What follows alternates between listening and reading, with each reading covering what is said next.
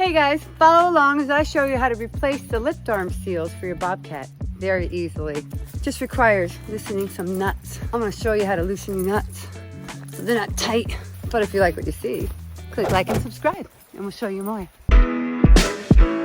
Yo folks, what's going on? GP coming at you. So I am going to be replacing all the seals in here because this thing has been leaking really bad. It's really clean right now. I bought this little tool here to go into these holes to make this a little easier to pop off. Now, a lot of people are using different wrenches and shit. I believe in just buying the right tool and using it. I'm going to replace other seals, so I'm going to get use out of this thing. I'm glad I bought it. So far, it's working out really nice. I'm going to loosen this up right here.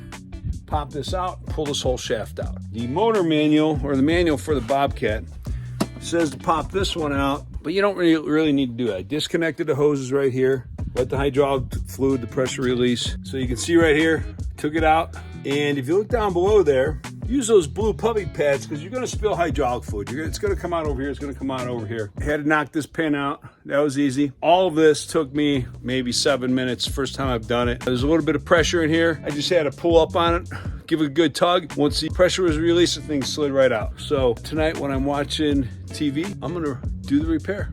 I'll show you more of that later. All right, folks, I'm gonna show you a little trick that nobody showed me. So the shaft over here, when you take this shaft off, this nut's gotta come off right here. Well, I tried using my vise over here. It wasn't working, man. Everything was rocking. So I did a little bit of hillbilly redneck, working by yourself ingenuity. I put the shaft back in. I stuck the pin in there. Put a board behind here because the shaft was moving back and forth. And then I put a ratchet strap going from here over to the front of the Bobcat. So that way, when I put this on here, like so, it didn't wobble back and forth, didn't push in that way, didn't wander this way. There it is.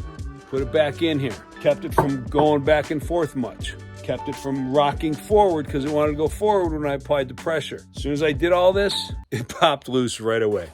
So that's a little trick that I have not seen on YouTube yet. I'm just gonna go ahead and reassemble these different gaskets the way they came out. The one thing on this piece here is you have to remember it has a smaller gasket underneath the main yellow one. So the smaller one goes on first, and the yellow one after that. So I'm not gonna go through putting this together, but I did throw this yellow gasket right here in some warm water to make it a little more flexible. I did purchase this tool here to use this for this inner gasket right here, and it is a lot easier to use that to get it out.